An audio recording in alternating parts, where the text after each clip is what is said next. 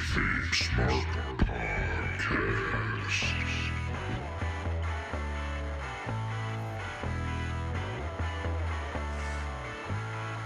Welcome to the KayFabe Smark Podcast with Eric Todd and Brian Rampa, your smart mark source for news and opinions on the world of professional wrestling. What up, what up, what up? It is November 18th. This is episode 78 of the KayFabe Smark Podcast. You're hanging out with your boys Eric and Brian. We are live on YouTube. We are live on TikTok. Make sure you guys join us on all of those. Also follow us on Instagram and also check us out on Facebook. We are coming at you. We got all kinds of content, all kinds of fun stuff happening. AEW Full Gear happened over the weekend, and we're going to tear it apart. But before we get into any of that, we got to check in with our good friend Eric Todd. Eric, what is happening in your world? Oh, you know, same old. I don't know if our fans know, Brian. I don't know if they know they're in the presence of the 2021 Proud Slackers, Waterford, Michigan bowling champions. We are. We took our championship in our bowling tournament, our bowling league last night. It was amazing. So we caught up on Dynamite this afternoon, or this after work here, and we've watched Full Gear. We've watched Dynamite. We won the bowling championship for the first half. Life is good. Don't get much better than that. I bowled 4 strikes in a row. Our teammate Pete bowled a 300. We were just on fire last night. Oh, it was a good night at bowling. And if you don't bowl, you should. Now all you right. know. If you don't bowl, now you know. But we are here. We watched Full Gear together. We caught up on that. We watched AEW Dynamite separately. And now we are going to talk about it all and bring it all to a head here. But before all of that, we got to do the news. We got a little bit of news going on, Brian. Not a whole lot this week, but slap that ticker and we can get right into these stories. I thought Eric was going to skip the ticker. It doesn't make any of the news official unless we hit the ticker. Life is good from around the world. From the TikTok to the Instagram to the Facebook to Eric's note sheets, this is the news.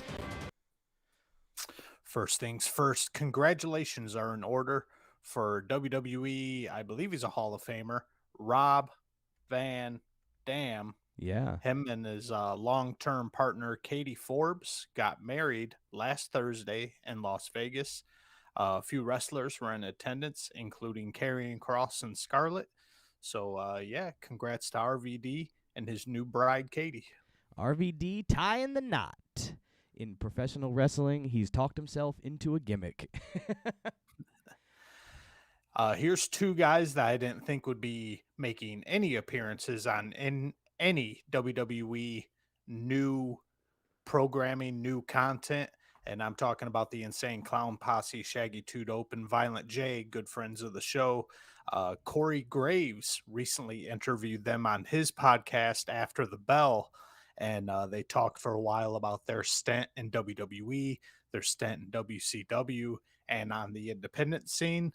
One note to take away from this is they are actually regretful about the way they left WWE. And I quote, "The only thing I regret is walking out on WWE. The way we left was so lame. I'm not trying to get any brownie points or anything, I swear to you. But I would like to cordially apologize to everybody, not just Vince, but anybody who was involved that night in production and everything when we walked out on them. We were supposed to go out to the ring, and instead we walked out the side door." So the Insane Clown Posse, 20 some odd years after the fact, coming back, apologizing to Vince and the rest of the crew for being a bit unprofessional there in the late 90s.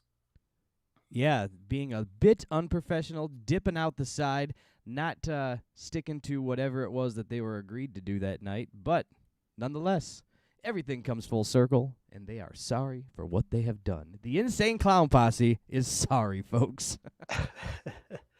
It looks like they're maturing. They're not so insane anymore. Not so insane. During last Friday's appearance on Busted Open Radio, Cody Rhodes spoke about social media and how he was going to cut his Twitter account completely. And And I got a quote here from Cody. It says, "Yesterday was my last day on Twitter because of the sniping and negativity on there. I just moved everything to Instagram." So a couple things about that statement is you're a professional wrestler.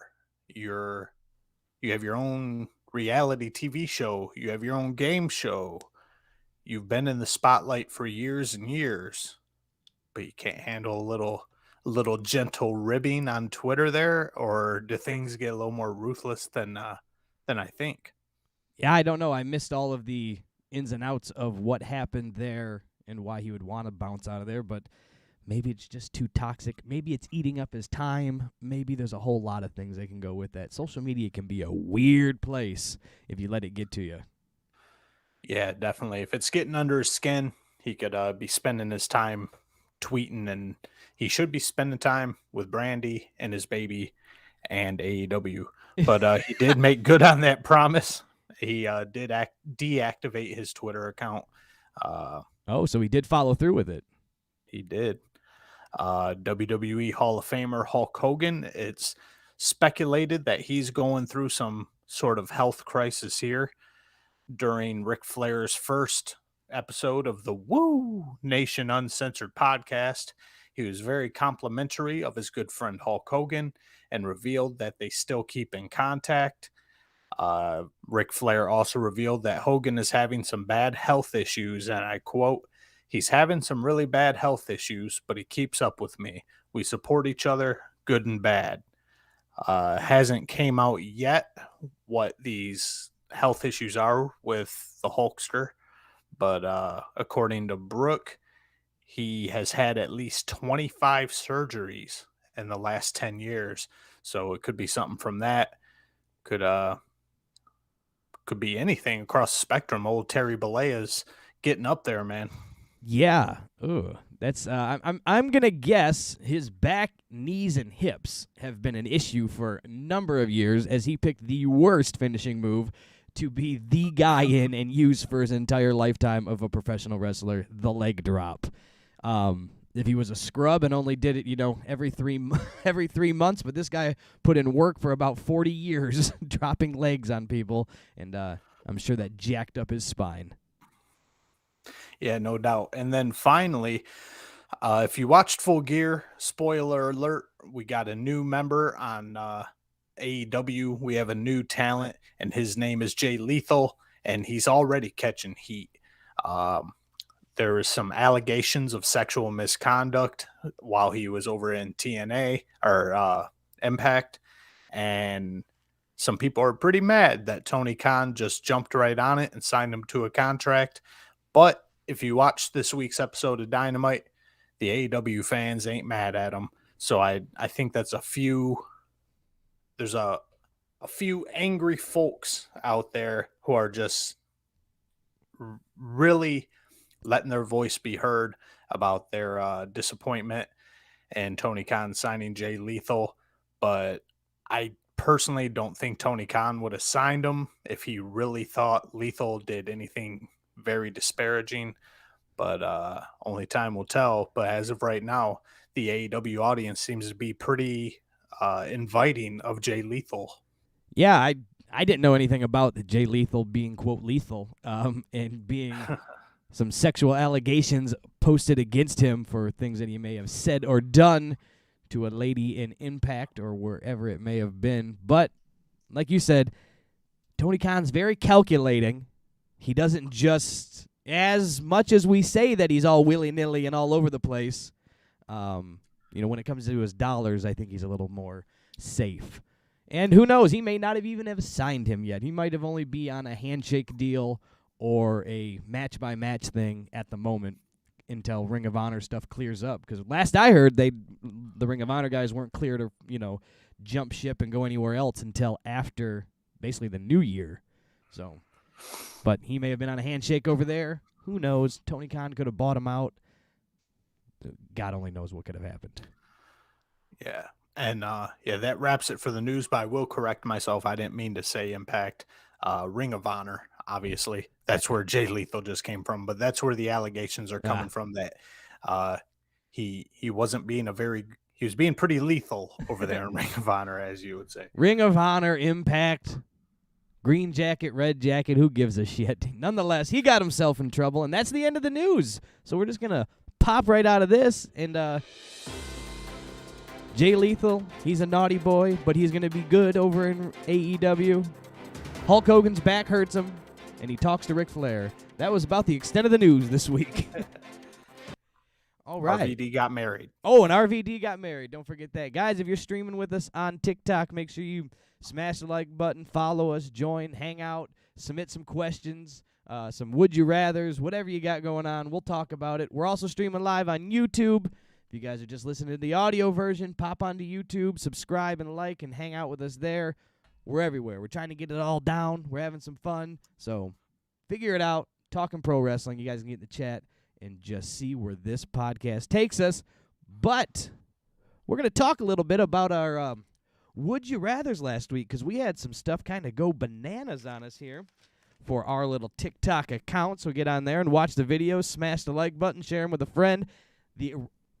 Would you rather take an RKO every day or the Orange Cassidy replace Shawn Michaels question that we posed last week, Eric?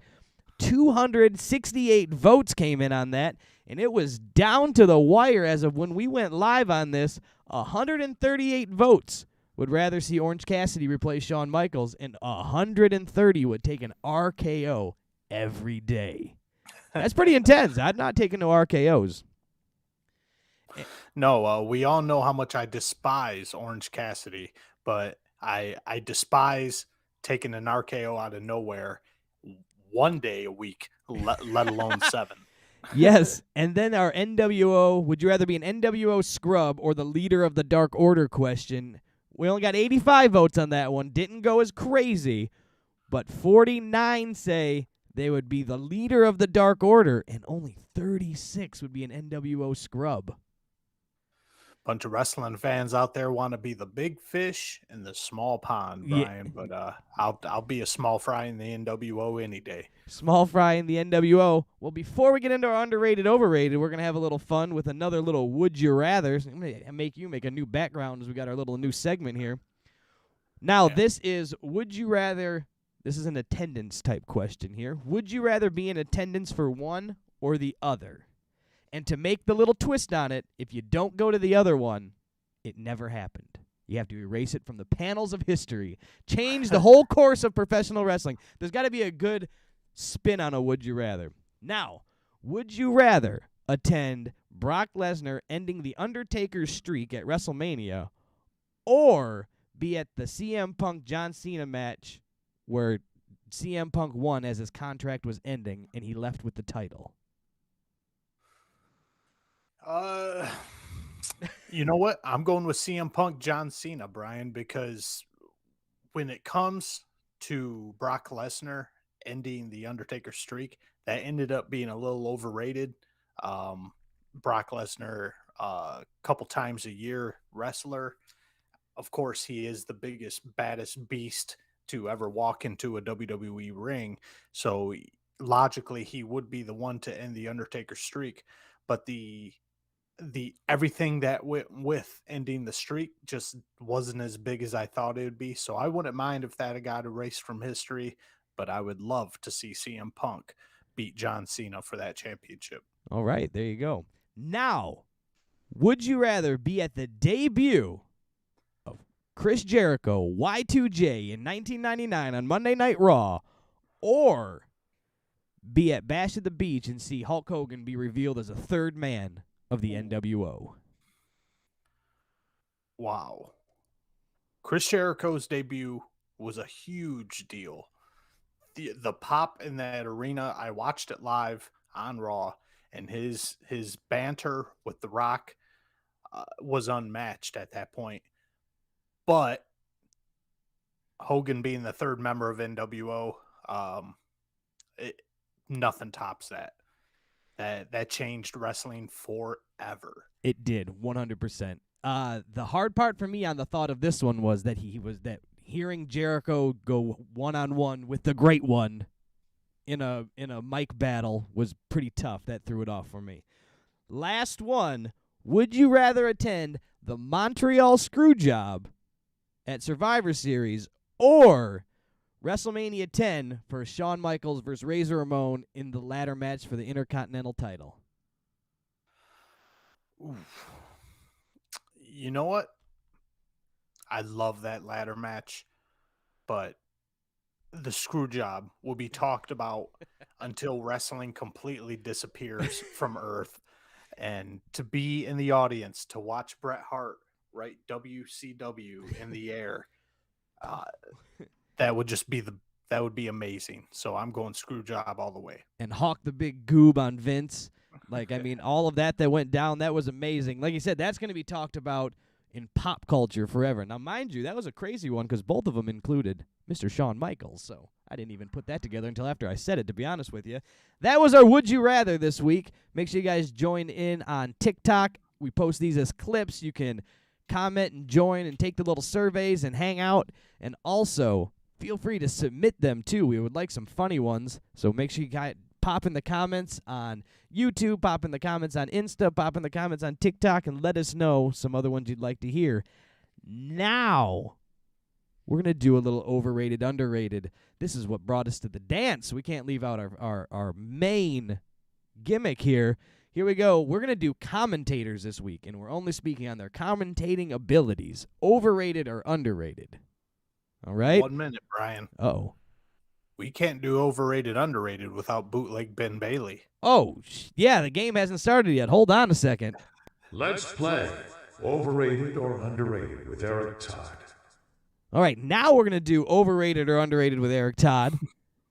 This is official, and we are going to see who is overrated or underrated as a commentator.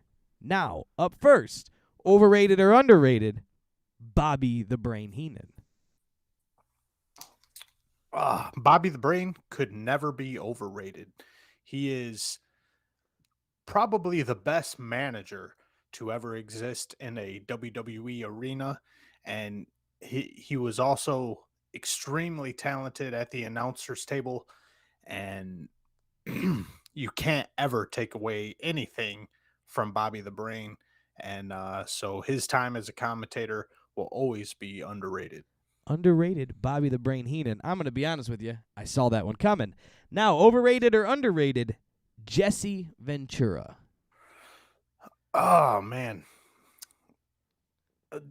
Jesse was great. He went a little off the rails over the past 10 years or so with his conspiracy theories and everything, but it back to his WWE time, his time commentating in the wrestling business, and Jesse was great.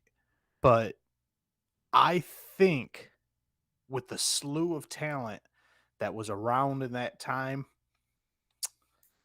Jesse Ventura came off as a little bit overrated in my book. All right, overrated Jesse Ventura. What I think made Jesse good is who he was working with, and that was what put it together. That might have been what I was searching for. He needed Gorilla Monsoon next to him, or someone really to bounce off of. An uber baby face. Overrated or underrated, the man himself, Vincent Kennedy McMahon. Vince McMahon, as a commentator, are you going to overrate or underrate him? You know what? I think Vince is underrated as a commentator constantly across the board. Wrestling historians, wrestling talents from every time period out there will say Vince absolutely stunk at commentary, but I loved how over the top he was. I loved how he exaggerated things. I loved his voice and how excited he got. I personally think Vincent Kennedy McMahon underrated as a commentator. Oh, I'd have to agree. I loved and hated his he got him. Oh no, he didn't. Vince was already raising his hand and passing out titles before the referee's going, it was a 2 count. Overrated or underrated, Gorilla Monsoon. Oh man, Gorilla, the legend himself. My memories as a child, when I think about watching wrestling as a child, Gorilla Monsoon is always the commentator. So for me, he's always going to be in that upper echelon, that top level of the entire history of WWE commentators. So no matter what you say about Gorilla and his blue goggles, he will always be underrated in my book. Here's one for you. Overrated or underrated? Excalibur. Excalibur is the most overrated commentator to ever sit down and call a wrestling match. He's a complete goof. He's the biggest nerd on the planet. And there's no such thing as a headlock with this guy or a DDT. It has to be a Shampiro Kunzugawa from the island of Tahiti. Every move has to have a name from some obscure wrestler from 1969. I hate Excalibur. He stinks, and he's overrated. Overrated. And here's one more fun one for you. I'm not sure how much of an ECW mark you were, but overrated or underrated, Joey Styles. And I'm talking Joey Styles, ECW original only. That commentator, Joey Styles. It's not too fair for me to make judgment on Joey Styles because I did not watch a lot of ECW, but I'm going to base this scientifically that once ECW was defunct, Joey Styles kind of just spun his wheels. You don't see him anymore. Tony Khan never hired him. So I'm going to say he must have been a little bit overrated. See, I'm going to this was one that I knew was going to be a debate, and I'm going to give him so underrated because for one reason, he called every show and every pay-per-view solo and kept you interested the entire time. He just didn't fit the WWE gimmick. And then that was what that worked him out. He didn't fit their style where people were in his ear, where Vince is in your ear all night, or whoever's working Gorilla, right, is in your ear telling you what to say. You know, Paulie let you just go nuts. He handed you a microphone and some headphones and said, call some wrestling. And that was it. And this guy did great. His oh my gods and everything that he did that went with it was amazing. But I underrate Joey Styles 100%. And exactly just as I stated, you had information I was not privy to. So yeah, I'm going to take your word on it, but we pretty much had the same reason for him being overrated and underrated. I said he just no one really picked him up after ECW, and you said that's because he didn't fit WWE's mold. Yeah. So you can agree on both of them for sure. Right. He had his little run in WWE, and it just didn't work so well. We got a good friend, Andrew, in the chat. He's hanging out with us live tonight. He just came out with some breaking news for us.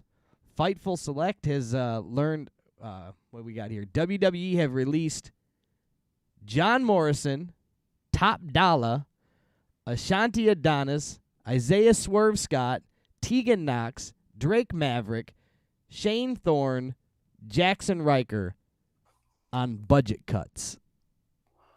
Wow. WWE is not holding back, Brian. No. Sounds like, so they released that one chick from Hit Row. I feel like I recognize a couple of names from that list that were in Hit Row too, at least one or two. Isaiah Swerve was like the guy, right? I think so. And then they just released John Morrison's wife. I'm drawing a blank on her name, but they released her in the last big let go. So now he's gone. Swerve was a huge talent. Drake Maverick, that poor guy, he got dangled around and he got fired and brought back last year. Yeah. Man, WWE just no love, man. Yeah, Andy just commented in there, all of Hit Row has now been released. So that's what I thought. Good thing on a rebuild of that. That works out great. Wow. Breaking news right after our overrated or underrated. Talking about that. Good golly, Miss Molly. We need to hit the news ticker for that one again. If any other news pops up there, Mr. Andrew Shad, let us know. Guys, make sure you hop in the chat and hang out with us. That's what we do. We'll break news right here. You guys can help us break it. TikTok, YouTube, wherever we're at. Send us some stuff. All right. That was overrated or underrated, and now it's time to get in and talk about some full gear on the AEWs. And, well, you want to kick it off and lead us through this dance, Eric? We can just get right into it. So, I don't know if anyone out there watched the pre-show match, but I did not. No. And did you even look it up? I don't even know who won. I didn't. It looked lame, so I just moved on. All right. So Anybody we'll in the just get to chat knows main what show here. happened there in the pre-show, feel free to pop it in, and maybe we'll talk about it. But if it looked as boring on paper as it was to watch, it was a stinkeroonie. But as for the main show here, we're kicking things off with a match of the year candidate in my book. Darby Allin and MJF just absolutely slayed this thing and put on a match that wasn't touched the rest of the night. Do you agree with me, Brian? Oh, this match was put on very well. It was a good mix of new school and old school, being Darby Allin would be your new school, and MJF definitely bringing in the old school vibes. Professional wrestler stuff, and then, sports entertainment, if you will, or whatever this new indie vibe is called, whatever you want to call it, that thing that Darby Allin does. He did Darby Allin, MJF did MJF, and that's why I think this match works so well, is that they didn't cross streams. They didn't try to do the other person's gimmick. Right, definitely. But I am noticing in AEW that things are becoming a little formulaic. So you'll have those matches where the crowd is chanting, "This is wrestling" or "Wrestle Forever," and they seem to start out the same every time. And that is a ton of mat wrestling, a ton of reversals, a ton of submission attempts right off the bat, and then 1 or 2 minutes straight of just constant reversal, hold, reversal, and then they'll just stop and stare at each other. And believe me, I enjoy it. That's the way this match started. Once we move forward into Dynamite, that's the way Jay Lethal and Sammy Guevara started.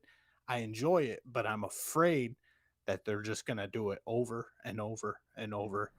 And there's got to be a way to get people into it without doing the exact same routine over and over. Yeah, that is something they definitely steal from, I don't want to say steal, that they have incorporated from Japan in the New Japan style of wrestling, where they'll go hold for hold, move for move, flip for flip, whatever it is, and then stop and stare, and that's when the crowd cheers. That's something that they've taken from Japan, where they have that when you watch New Japan, they don't cheer until that spot, though. It's like a Japanese style of appreciation. So they don't cheer during the entire match until there's a pause in the match, and then everybody cheers and goes nuts. Or actually, right now, to COVID restrictions, they don't even cheer. They stomp their feet and clap their hands, but there's no vocal yelling because they're trying to minimize COVID.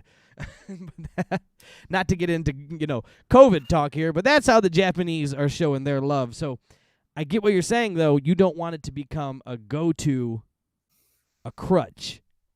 And every time it's like, whoa, this works, so do it. We don't want to add 47 dives a night, so we don't want to add a hold for hold, move for move, stop, pause, cheer off fest in every match either. They need to be saved and used appropriately throughout the night.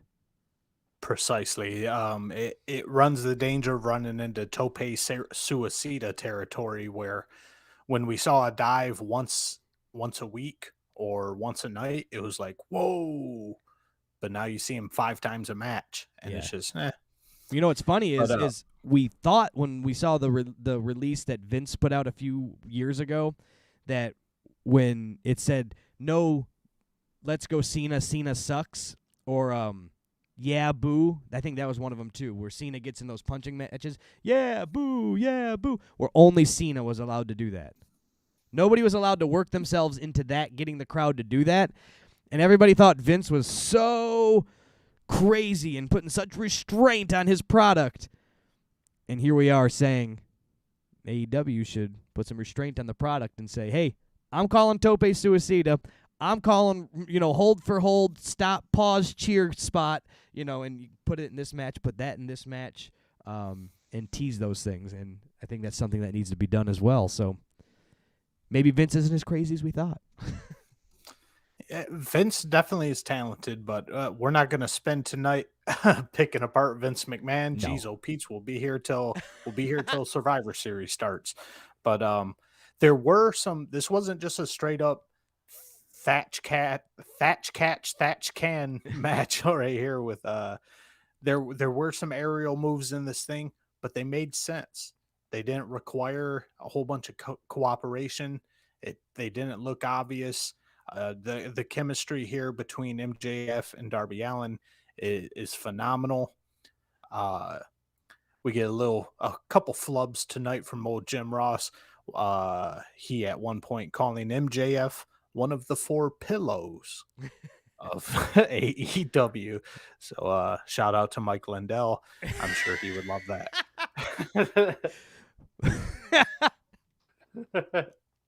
My pillow. I can make the best pillow there is. Yeah, the that was pretty funny. We both looked at each other and said, "Did he just say the 4 pillows?"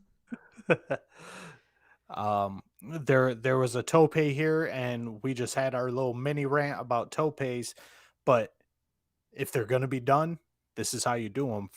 Darby obviously having the advantage of being the first match of the night, but when he hit this tope on MJF was in the process of taunting the crowd and not paying attention.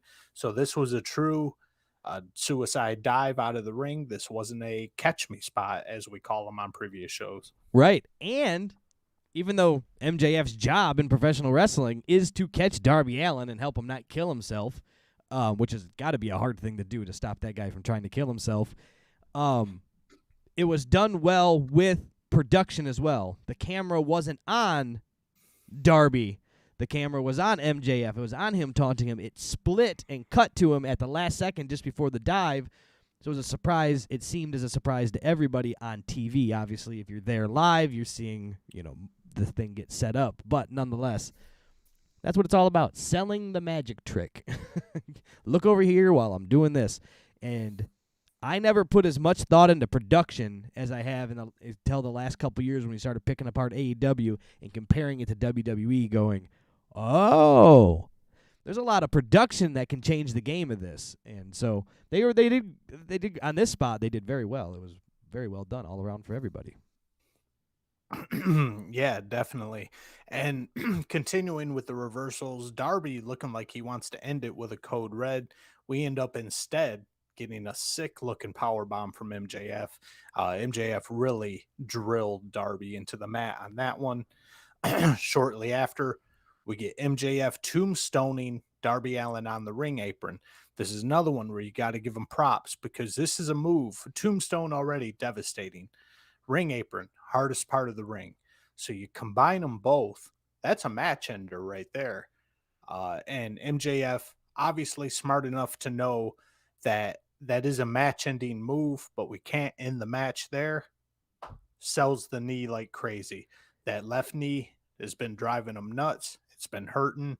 And this tombstone on the ring apron really put a working on his knee, and he sold the shit out of his knee. Right. He either sold it or it really hurt. I'm not positive which one it was. Maybe it was a little bit of both, but he did a damn good job of keeping it a part of the storyline. Again, very old school. There was a piece of the body that was picked out, and it hurt the entire time, and, it made sense the entire match. We do get a goofy spot here. I wish I could erase this one out of the match. We get a small package attempt from either Darby Allin or MJF. It doesn't matter who started it, because we end up getting about 20 seconds of these morons rolling around the entirety of the ring in small package position, just rolling around like a hybrid Sonic the Hedgehog. Yeah, the hold for hold pause thing is way better than a rolling around the ring pin situation. And I think we had Bryce Remsburg was the ref in this one here, and he was trying to count every time somebody touched the ground. The whole thing looked kind of goofy, and yeah, I didn't care for that spot either. That took me out of it a little bit. But again, you got to play to the majority where we're the minority, and the crowd seemed to like it. Crowd loved it. Couple coffin drops from Darby Allin here. MJF putting his knee up, and this is another one. Putting your knees up on a coffin drop's really going to hurt the person delivering, but MJF sold the shit out of his knee. That knee is holding him back so much. We get some appearances from some stars that aren't going to be on the show. We get Wardlow coming out with Shawn Spears, and Shawn Spears is wearing his chair on his back like a turtle. He's done this before. And you know what happens when Shawn Spears wears his chair like a turtle shell, Brian? Yes, he is preparing to get smacked in the back with a black baseball bat. Say that 5 times fast. By the Stinger himself. And lo and behold, Sting comes out, whacks Shawn Spears right on the back, right on the turtle shell with his baseball bat. Yeah, that was, you could just see that coming a mile away. You go, he's going to take the biggest swing of his life. And just before he does, and he hits him with the baseball bat. And then it's a wrap on that. They just had to make their short appearance just to get on TV, just get a couple extra bucks in their paycheck. And they were out the gates. And then we're wrapping towards the end of this thing, Brian. MJF, the master of mind games here, gets a hold of Darby Allin's skateboard, gives Darby Allin the skateboard. MJF drops to his knees, begging Darby to hit him with the skateboard. This distracts old Remsburg here. Remsburg taking the skateboard away from Darby Allin, putting it in a safe spot. MJF reaches into his shorts, puts the ring on, right hook, and what was that roll up? The headlock side takeover. Yeah, the headlock takeover. Pins Darby Allin with that move just as promised, and it's a 1-2-3. MJF wins. This was the only way this match needed to go because Darby is such the stunt boy that he can take the beating and it doesn't hurt him by losing, especially the fact that he he 100% lost because MJF cheated, so he still looks like the uber babyface. You know, everything is fine. MJF still looks like the dirty, rotten heel. Life is good in this match. Everybody comes out shined up, looking good, and continuing on in their program that they're going to set up for. So 100% was happy with how this went and how it worked out, and it all made sense. Call me wacky. It did. This was definitely, it's up there. One of the best matches I've seen all year from any promotion. Moving on here to our second match of the night, we got our AAA champions, FTR, challenging the Lucha Brothers for the AEW Tag Team Champions. And I was a tad bit disappointed in this match, Brian. Usually anything FTR is involved in, I am all in. But this one had me a little salty. I was in for the beginning. They were losing me in the middle. And I'm going to be honest, we'll just break it down. In the end, I was out. So, yeah, they started this thing off hot. FTR and the Lucha Brothers are on opposite ends of the spectrum when it comes to wrestling styles. FTR's Tully Blanchard, Arn Anderson style of professional wrestling doesn't mix traditionally with Lucha style so much, but they made it work. They were able to blend them and make them not so bad. We got stereo submissions from the Luchas here. Those were courtesy of Tony Schiavone. And that's just got to be a joke now. If you can say stereos anything, you get like an extra $1 in your paycheck.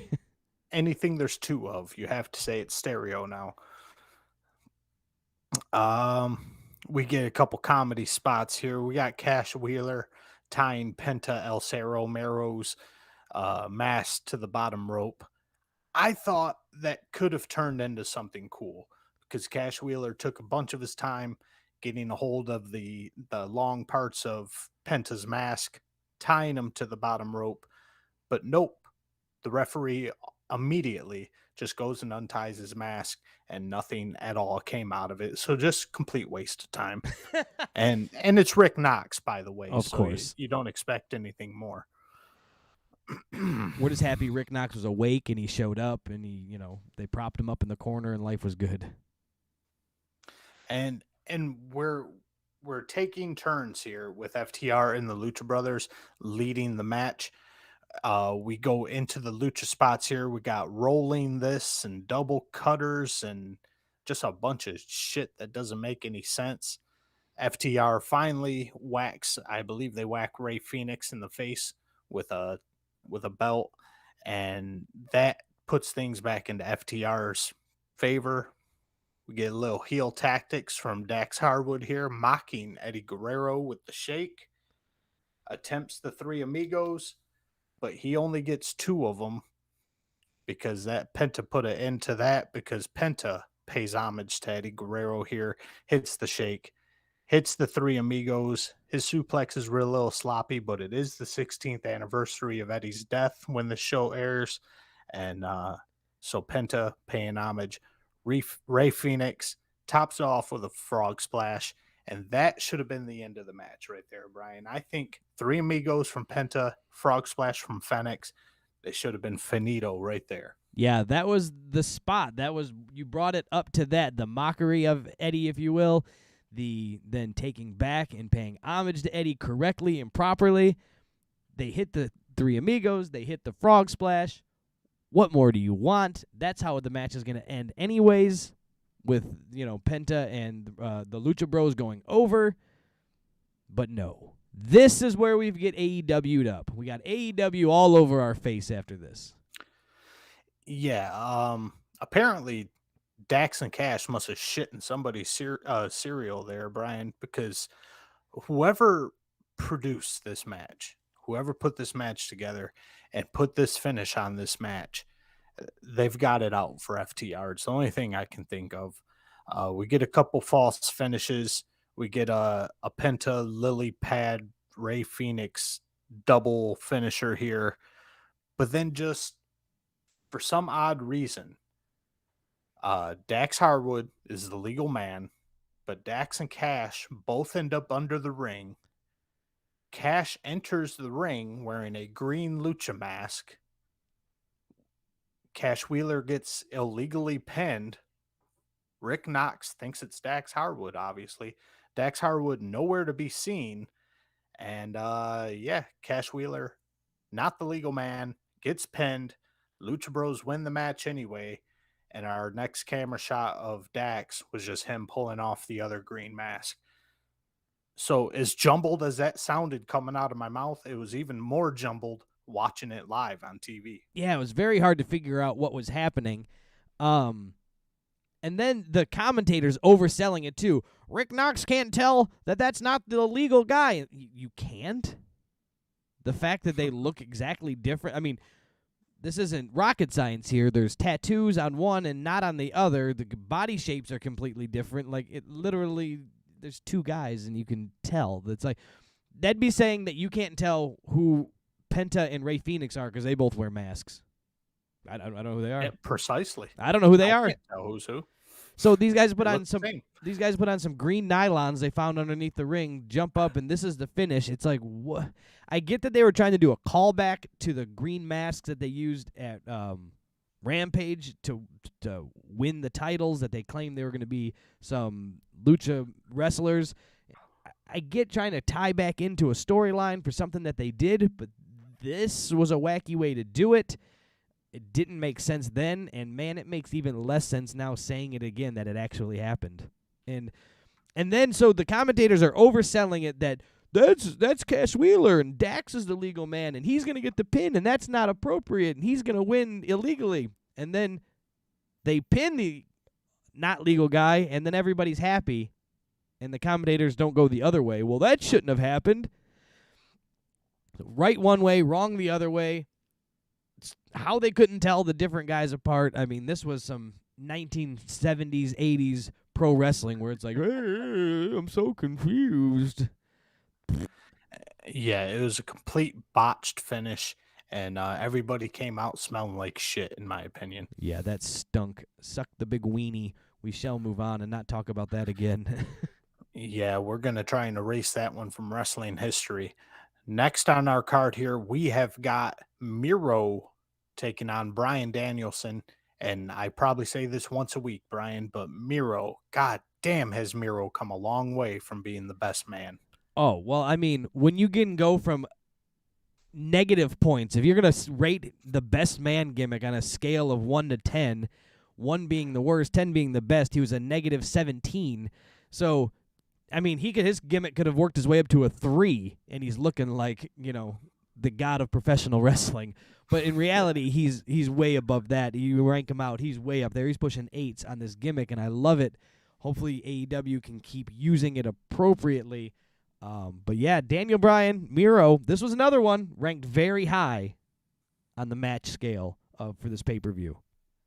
I agree 100%. And this one was this was the tournament finals for the AEW World Championship Eliminator Tournament. And the winner of this one gets to take on whoever's the champion at the end of tonight. They get a future championship match versus the champion. Either Hangman or Kenny Omega at this point. That's the challenge. Yes. Miro, his professionalism is all there.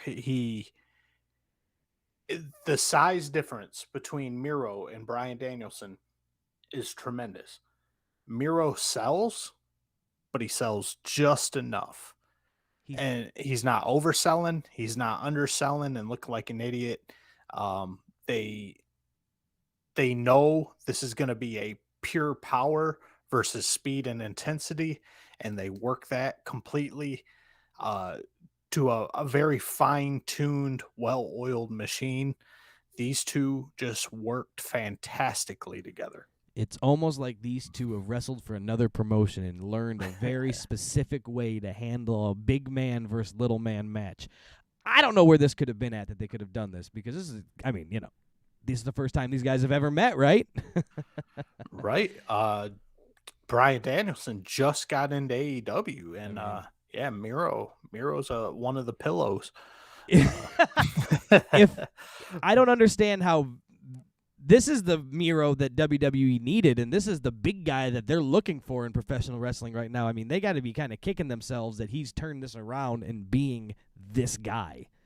I mean, he can do the funny stuff, if you will. I mean, he did all right with some of that stuff, but this is what you want from a big man, and I think he can handle it, and he does very good against everybody, considering that most people are way smaller than him in AEW. Right. This gimmick that Miro's rolling with right now is better than anything he did in WWE, and I'm sure Vince would love to pull him over to Raw or SmackDown right now and book him wrongly. Put him in a mini skirt. Right. But we got Bryan Danielson working smart this entire match. He's using ring posts. He's using misdirection. He's using speed. He's using leverage. Anything to chop this big fucker down. And once he gets him down, slapping them ankle locks on. And just keeping Miro off his feet, keeping the size advantage to a pure minimum here. Danielson's ring awareness, I don't know who can touch him. Maybe Punk, maybe AJ Styles. His ring awareness is amazing. Yeah, I don't know if there's many people that can touch him in that. Andrew chiming in here in the chat, reminding us that JR's got to tighten up them Daniel Bryan slips as we went through this match. You already dropped one, and I know I dropped a couple last week. So I get it tongue-tied up all the time, man. It gets jumbled in my brain, let alone JR on live, and has called his matches previously for years as Daniel Bryan. It's got to be confusing. These guys come in with new names, and he's called them one thing for 10, 15 years or whatever it's been.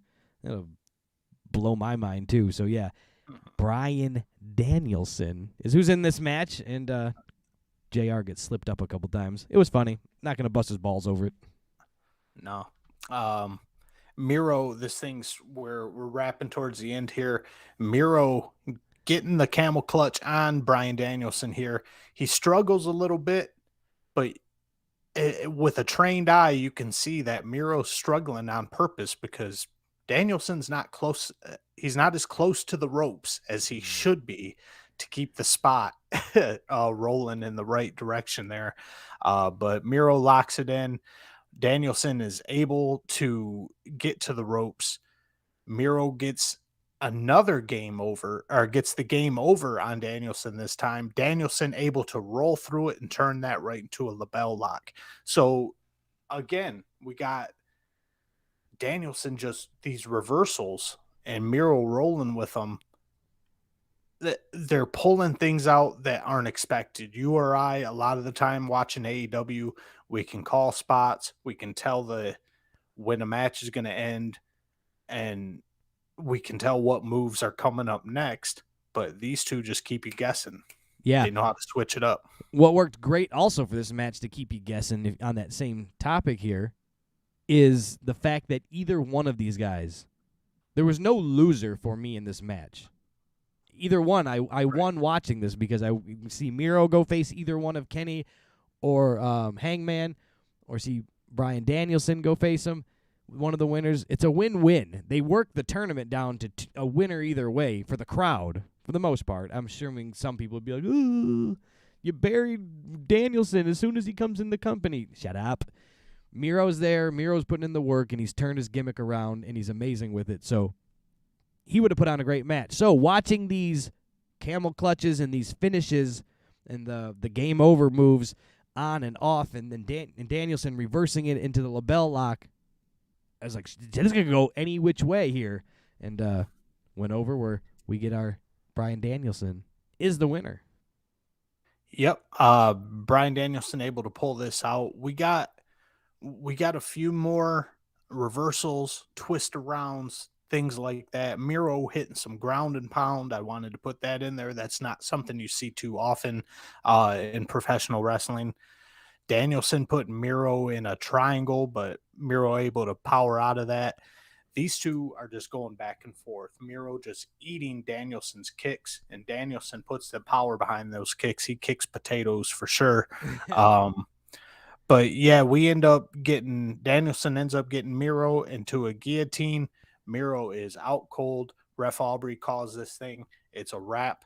And the winner of the AEW Championship Eliminator Tournament, say that 3 times fast, is Bryan Danielson. Right. And with that as well, I forgot about that one spot, the part there that you reminded me of, is that we never saw Miro tap. Right. Right? It was called. So that, again, that little small thing keeps the monster alive. Miro now has reason to challenge him again. He could challenge him for the spot, and you could use that like a title and start to challenge, I challenge you for the spot and do another match for it. Or if Danielson wins and takes the belt off of Hangman eventually, or the title, he could be like, hey, man, I'm number 1. Let's go. I never tapped. You owe me a fight. And he could get a title shot that way. So it keeps something alive. They have the options to do that. Will they choose to do that? Time will tell, and they'll probably AEW this and forget that they did it.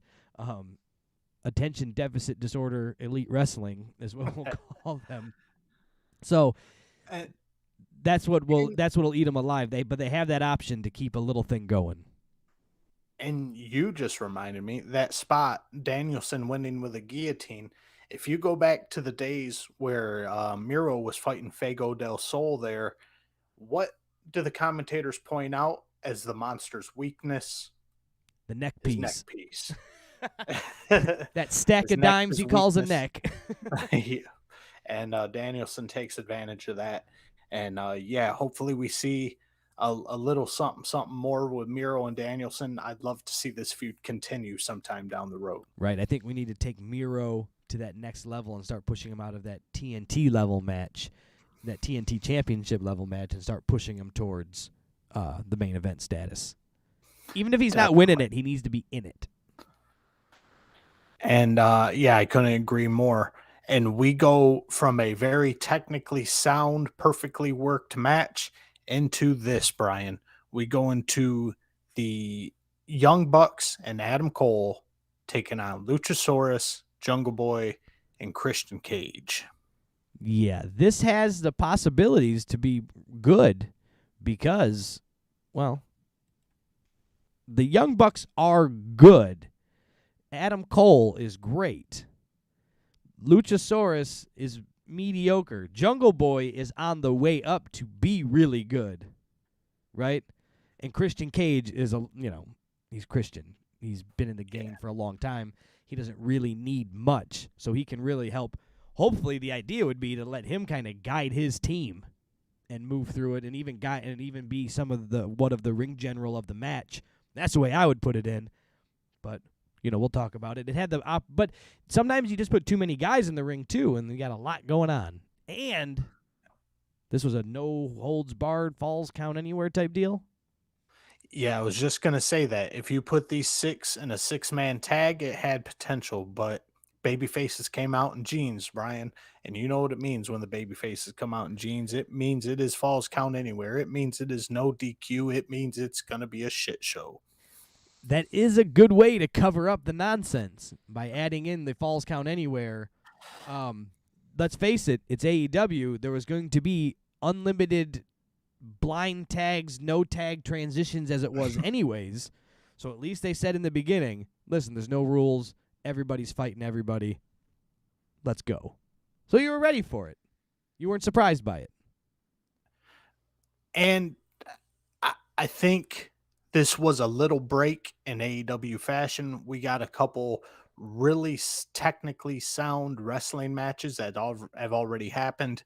It was time for a little fun, if you will, with the Young Bucks leading this thing here. Contrived spot after contrived spot, tons of props, trash cans, chairs, you name it, fighting all over the place, fighting on the ramp, moves that don't make any sense, people coming out of nowhere. It was almost as if it was programmed. We've had too much sound, perfectly worked things. We need a little chaos. We got to break things up a little bit. Yeah, it was a good spot for this match in the show. You've seen a lot of good stuff. It followed it up. It was kind of a cool down, a palate cleanser, a refresh. And as Andrew just stated here in the chat, it was a spot fest, as we were already going over. So he's 100% on agreement with us on what it was. And that was basically what it was meant to be as well. You didn't get anything that you didn't expect. You didn't expect a classic wrestling match out of these 6 guys. No, you just got spots, a lot of them completely ridiculous, from Christian Cage jumping off the upper deck onto all 3 of the heels. Yikes. To the Young Bucks shoving thumbtacks into Jungle Boy's mouth and kicking him in the face. Again, to the Young Bucks putting on knee pads that are covered in thumbtacks to do a BTE trigger. This thing was just full of nonsense, full of chaos, and this is what the core AEW fan base loves. So even though it's not my cup of tea, it's almost what the doctor ordered.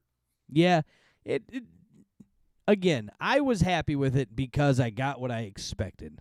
Now, if they would have said this is going to be a 6-man tag with strict rules, and we're gonna really settle the score here, the one to settle the score between these 6 guys, and expect a classic wrestling match, and then you got this, then you're getting sold a bill of goods. So, I do like the Young Bucks. I still like the Young Bucks. I love Adam Cole, and I got what I expected. You didn't get anything else. It's like a Hogan match in the 80s, man. You knew what you were getting. You were going to get beat up. You were going to get a Hulk up. You were going to get a boot and a leg drop, and he was going to win. And if you didn't get that, you were mad. We did get a little impressive spot from Adam Cole. Speaking to him, we got a Panama sunrise on the ramp, and that was pretty ruthless there. Ultimately, the baby faces come out on top. We see a little hardcore come out in Jungle Boy Jack Perry there. He ends up hitting Buck Hogan with the concerto on the ramp, gets the pin, and Jungle Boy, Luchasaurus, and Christian Cage go over the, what are they, the Super Elite, Mega Elite? The Superkliq. Superkliq, that's what it is. Yeah, they went over. The Bucks did the job, did the favor for Jurassic Express and your boy Christian Cage. Jungle Boy getting the killer instinct to be able to smash somebody's head with a chair because he wouldn't do it in the beginning. Remember in the match, earlier in the match, he had him laid out and he didn't do it. And then he did it at the end. So that was a little mini story they told within that match. Maybe it was a growing moment for Jungle Boy, or they're just going to forget about it. So I think that Jungle Boy's on his way up. We'll see if he can separate himself from some of the shenanigans of the Jurassic Express stank that's on him. But we'll move on.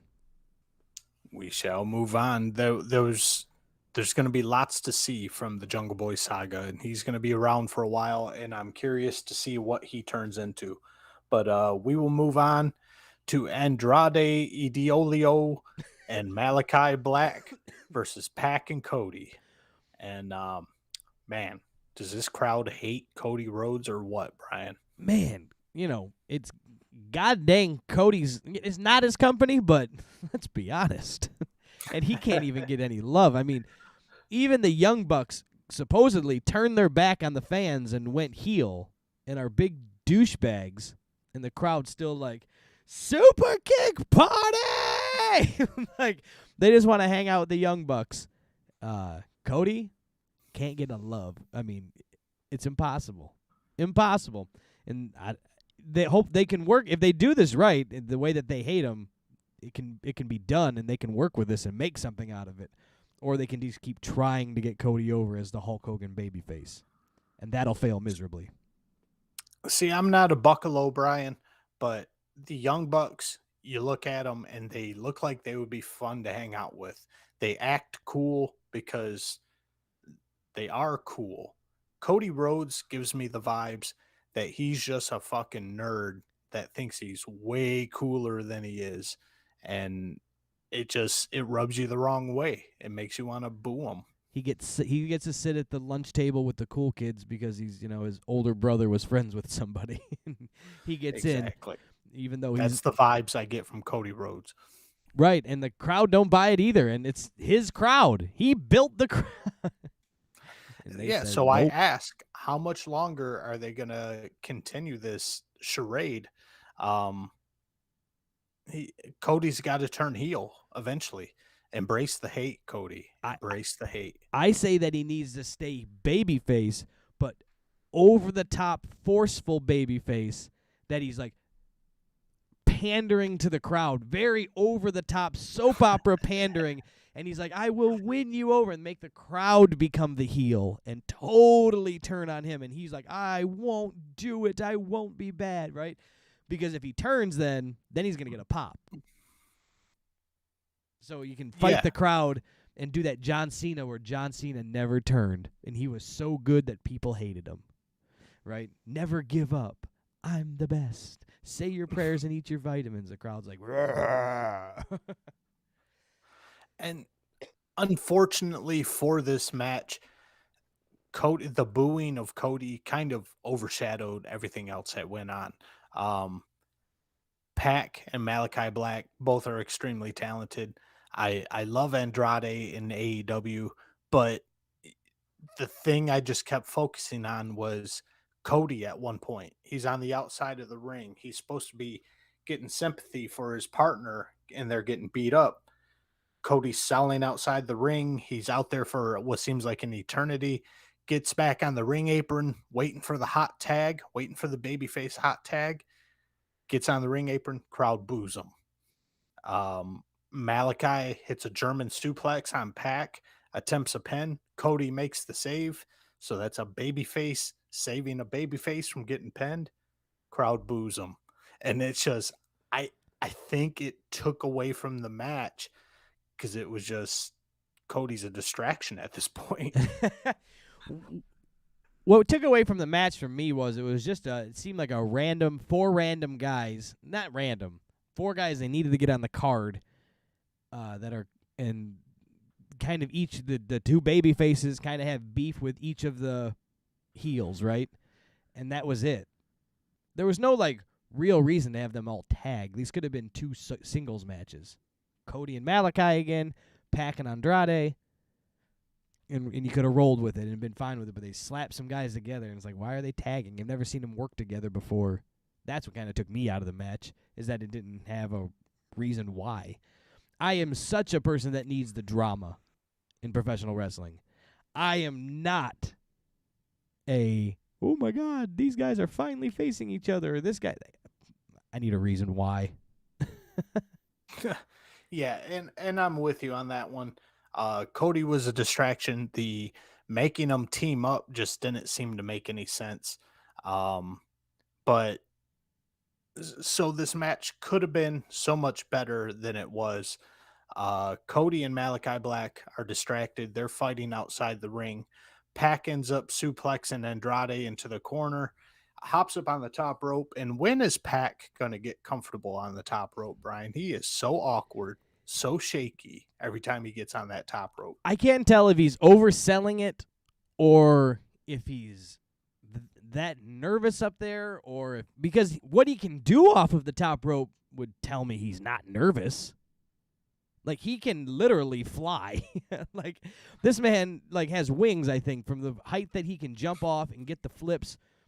So he's either really trying to get balanced, he's overselling it. I'm not sure what it is, but he definitely, it goes with that he does not look comfortable up there. I just can't tell if it's a work or a shoot. Yeah, I don't know why he's so nervous. He's so short that when he's on the top rope, he's probably still shorter than a Lance Archer. But so he's not coming down too far there. But he does definitely get some height on that Black Arrow. Lands it on Andrade, gets the 1, 2, 3. And we're not done with the random spots here, Brian. No. Because for some reason, Dax Wheeler comes out. No Cash, or I'm sorry, Dax Harwood comes out, no Cash Wheeler, and beats up the baby faces for a few minutes. And I don't know why. I don't know what's supposed to come of it, but he scurries off, and it's a wrap on this thing. Well, Andrade Idilolo was supposedly had bought FTR's protection. Ah, yes. So if I bought that kind of protection, I would be mad because I lost.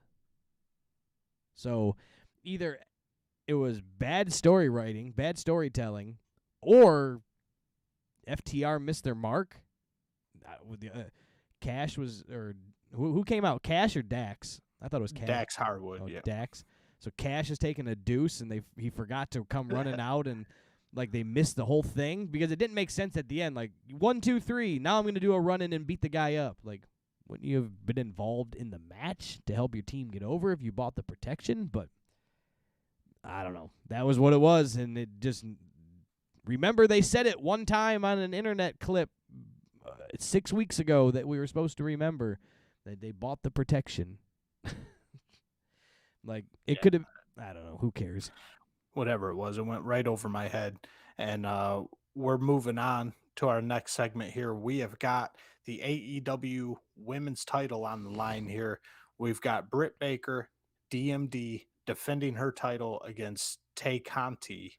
And not a bad match here, Brian. No, and you know what brought me kind of more into the match is they did a good job leading up to this match as well, you know, on their TV, not on internet shows, not on hidden Instagram posts. They did a good job leading up to this match, telling a story. Also, pre-match, they did a great package. A great video package was put together, giving us a story of Tay Conti, right? I knew who she was. She's been wrestling in AEW for a while now. I get it. I didn't know anything about her. I'm going to be honest with you. When she spoke, I went, that's what she sounds like? Like, I don't even remember ever hearing her talk before. And then realized she was from Brazil. Then she, you know, she's into the Brazilian jiu-jitsu and the, you know, MMA style fighting and the blah, blah, blah. She comes out looking like $1 million. She's got the war paint on. She's got the flag. She gets a little intro. Wow, they had me invested in this a little bit already.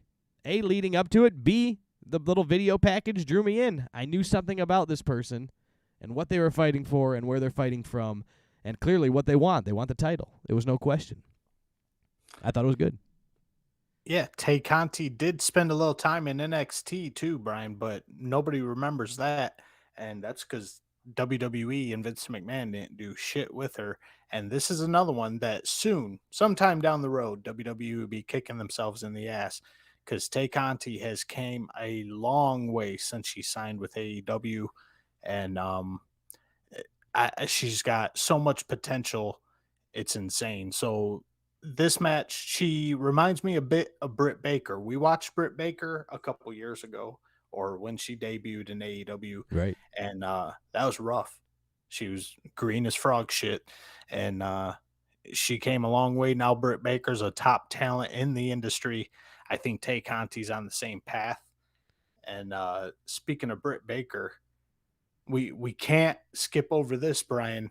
Her entrance with Rebel and Jamie Hayter, they got played to the ring from the guitarist from Fozzy. Oh, man.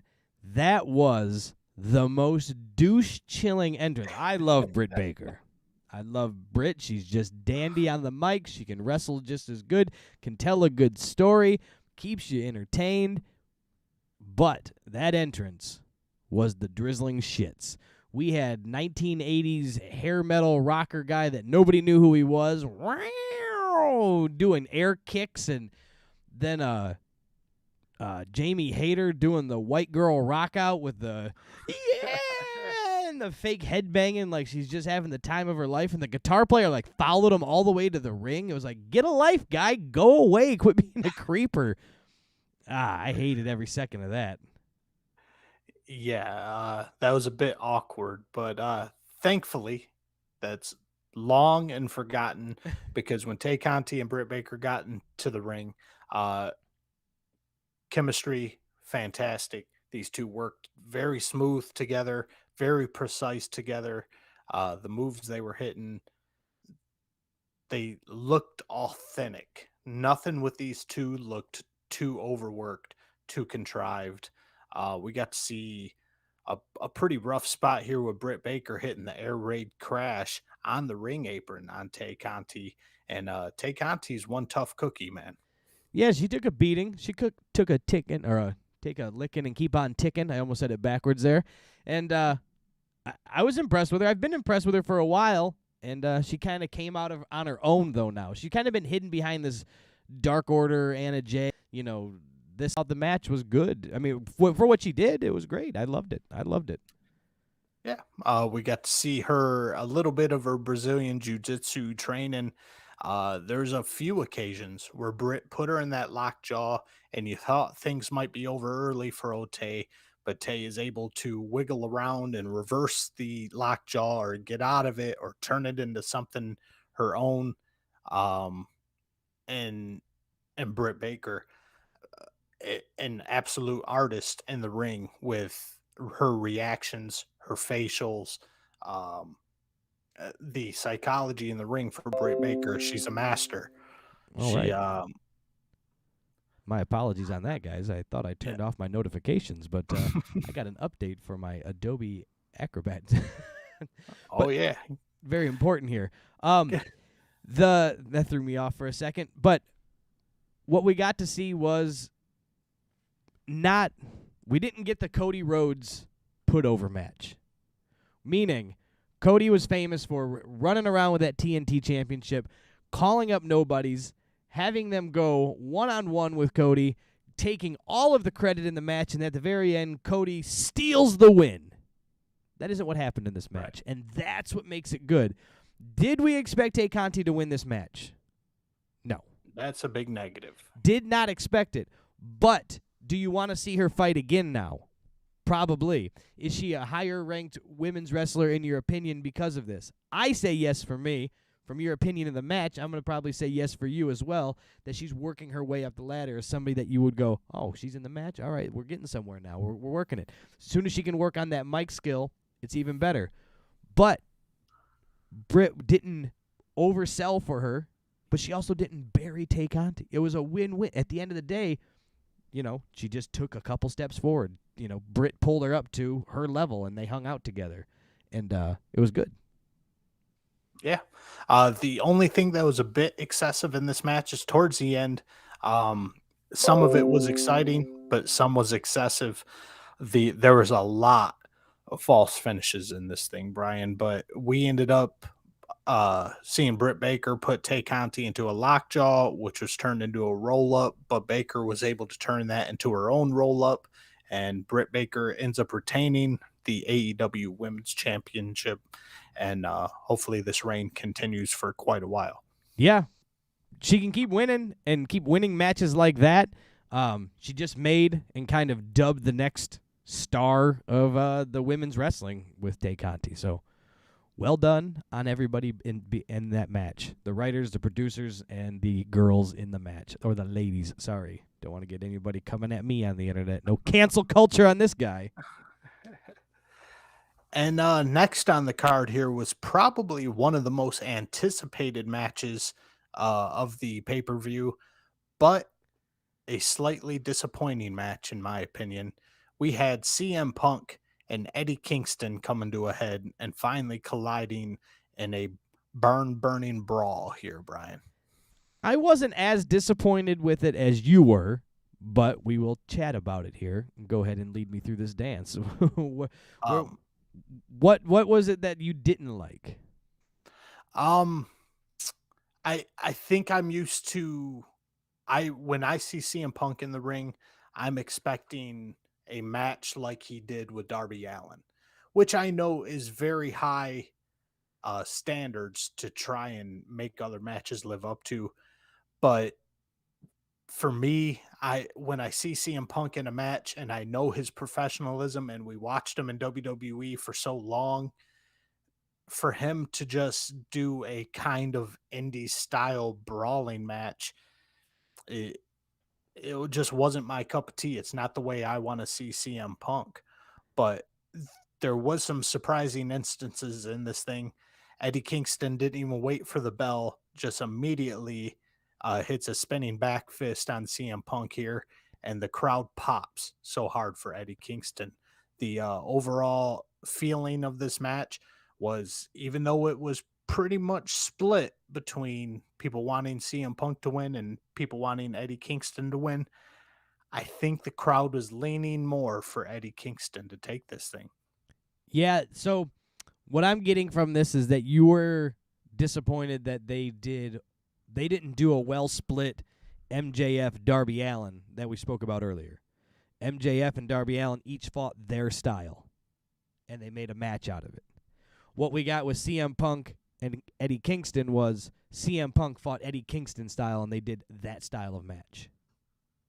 Right, and with CM Punk in a wrestling ring, I'm expecting art, and it just kind of turned into abstract, I guess would be the word for it. I'm expecting Monet, and I'm getting Jackson Pollock, I guess. I don't know.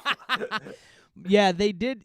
CM Punk did go off script of his traditional style of matches that we've seen, at least as we've seen in the pop version, if you will, the pop culture version of CM Punk, meaning the WWE version, his early indie days, and Ring of Honor and everything else. If you weren't all plugged into everything, you don't remember those days. So I'm sure he had some harder style matches then, but the style that he's been known for is not that Eddie Kingston style. It was a different style. You could almost tell that by the ring gear that he came out in, that he was going for something a little different. It looked like he came out in a pair of his boxer shorts this night on Saturday night, and so he was setting up for a different style of match with different ring gear. And I don't know, it wasn't bad, but you're right though, it was different. And so you have to absorb it. I almost think you got to watch it again to really catch it all, to let it sink in. Yeah, and that might be the prescription right there, just to watch it again, because the first time I was almost just caught off guard because this wasn't a CM Punk style match, at least not in my experience of watching CM Punk. But a couple funny things here. Punk at one point almost teasing a "you can't see me" in the middle of the ring. Kingston's down.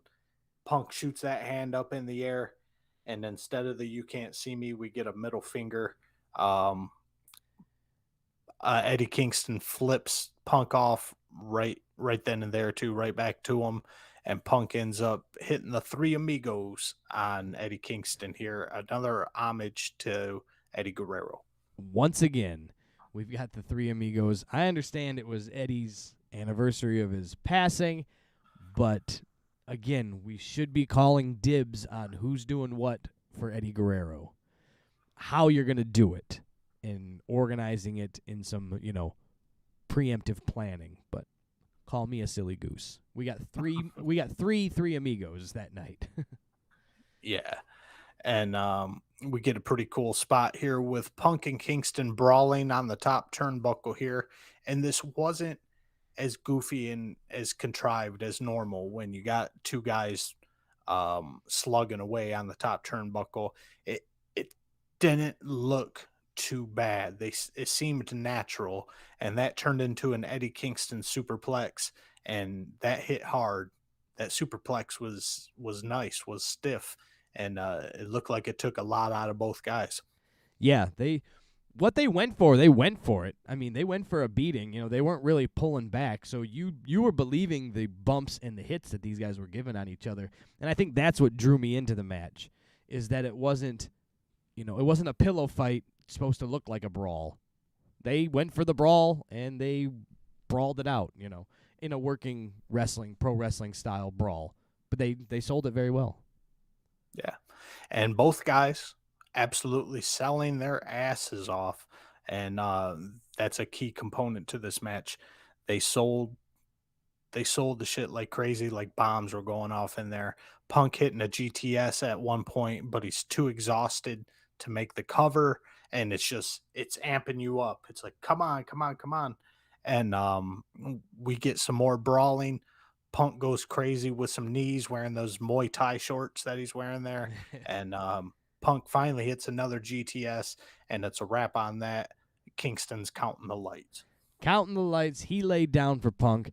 That was seen. That's how it was going to go over. I had no question that they were going to ruin this undefeated streak that Punk is, running around with, being 6-0, 7-0, 8-0, whatever he is now.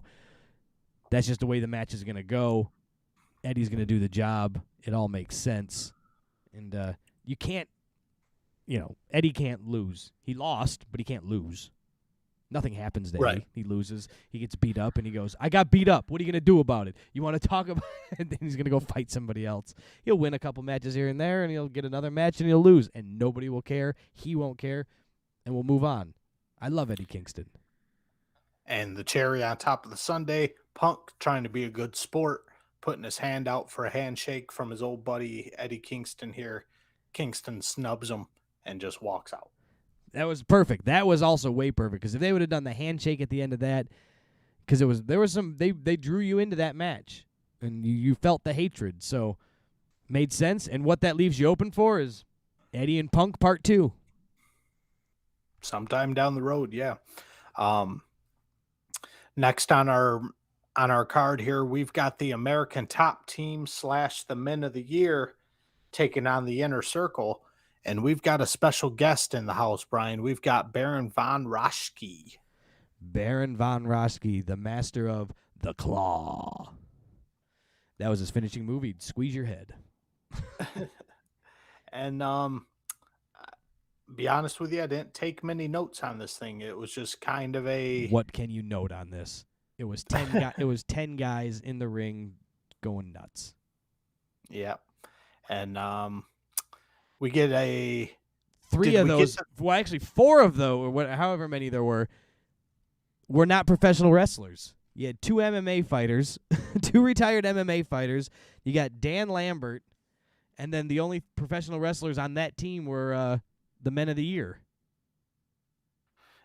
Yeah, a couple cool spots here. Sammy on that 20-foot ladder ended up doing a big swanton through Scorpio Sky. We get a claw from Baron von Raschke on Ethan Page. We got a frog splash from Chris Jericho paying homage to Eddie Guerrero. That's what I was I was checking to see if he did the Three Amigos too, but it looks like he just hit Dan Lambert in the nuts with a stapler and hit the frog splash. And they actually ended this match on the logical point, the Eddie Guerrero-esque frog splash from Chris Jericho, and it was a wrap. The Inner Circle ended up taking this one. And they had to pin Dan Lambert too. That was really the nail in the coffin to make sense if you're going to blow this thing off, of how they've been taunting the Inner Circle for such a long time. Where they go with not the Inner Circle, but where they go with America's Top Team and Dan Lambert next, not sure, but it happened. and that was the match. And do you foresee these the MMA guys sticking around in America's top team? Not really. Or do you see this as a one-off? Like, hey, learn how to throw a working punch, come in and do this thing, collect a paycheck, and see you when we need you again.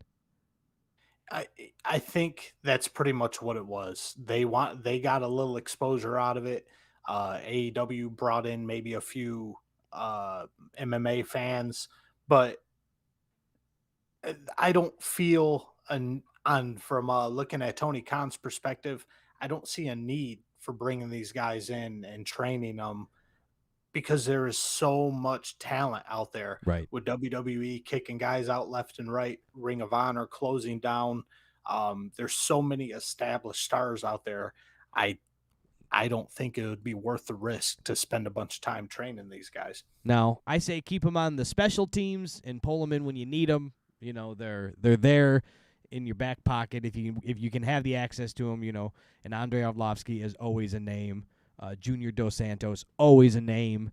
If you can involve them in being special enforcers, referees, occasionally getting involved in a match, maybe multi-man tag style match, obviously to hide the greenness and the bullshit, it always works out great.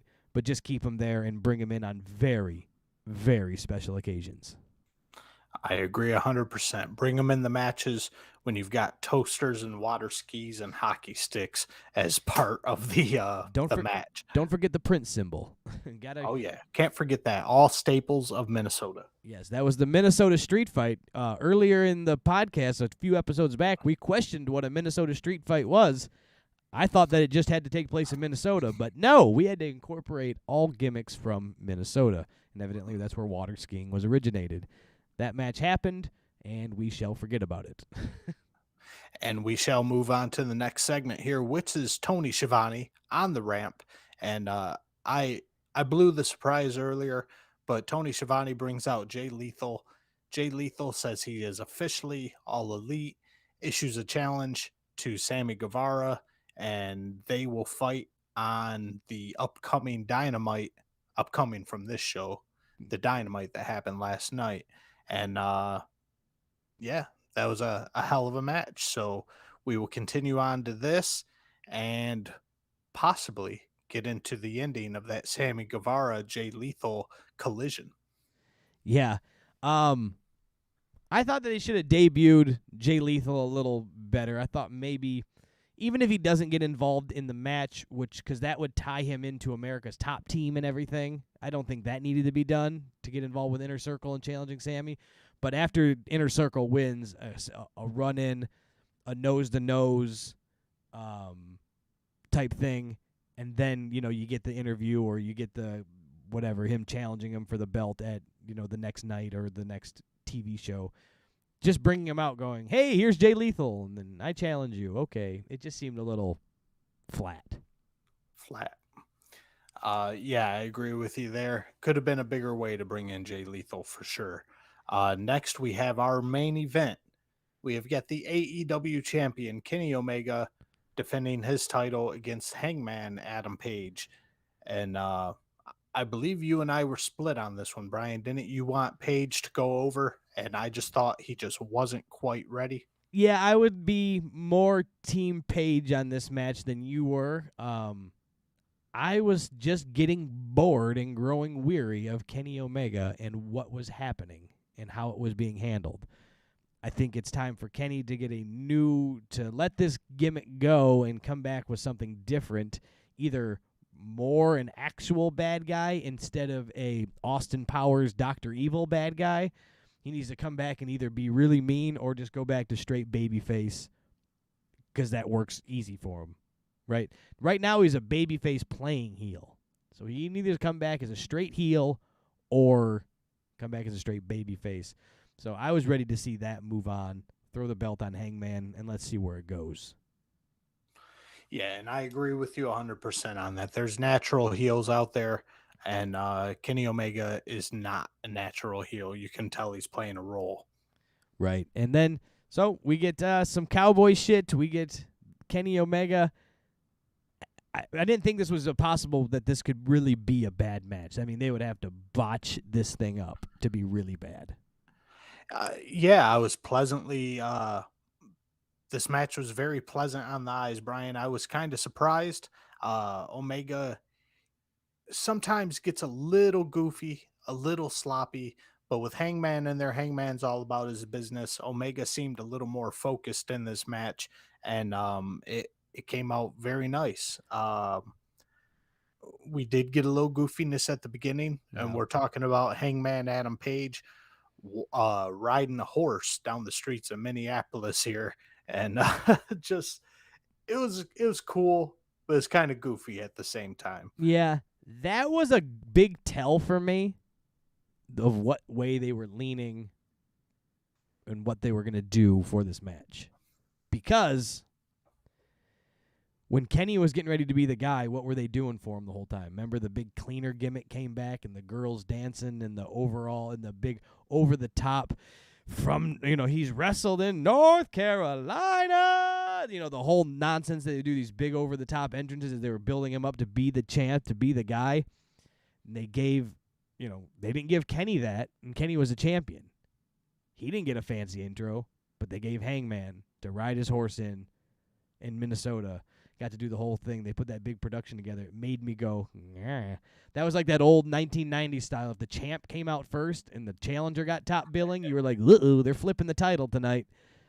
Yeah. That was a little tell for me.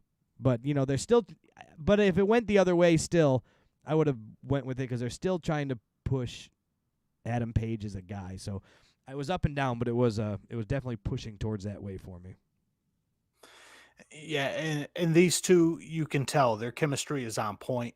They've been friends for a long time. They've been working together for a long time, and the way they can counter each other's moves, it was just so smooth, so natural with these two. Kenny Omega attempting a one-winged angel at one point, and Adam Page being able to just turn it into a victory roll for a 2 count. The dead eye from Adam Page countered into a Tiger Driver 98 as excrement so eloquently puts it. And then at one point we've got a cut on Adam Page's head, and Kenny Omega decides that's a good time to just gnaw on Adam Page's forehead.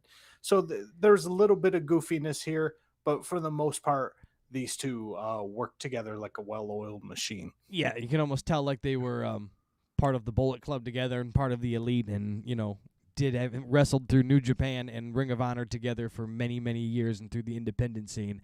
It's almost like they had chemistry pre-built into this thing, which they did. Now, what I was worried about in this match is nonsense. I was worried about AEW nonsense happening, meaning I was worried about the Elite being involved or the Superkliq or whatever you want to call it. I was worried about Don Callis being involved. I was worried about the Dark Order being involved with Hangman Adam Page being in there. And thank God we didn't get any of that.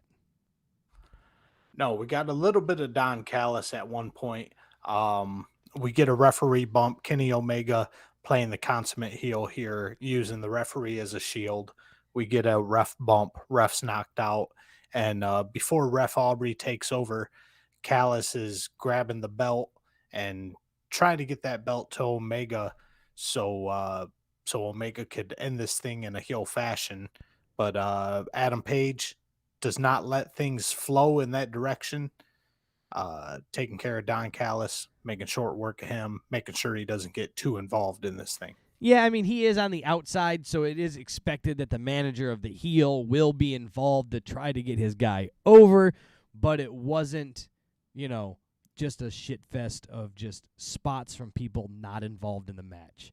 And it was very easily could have been done. Woo, we could have you run in here, and we can have you run in there. They didn't do that, and I appreciated that.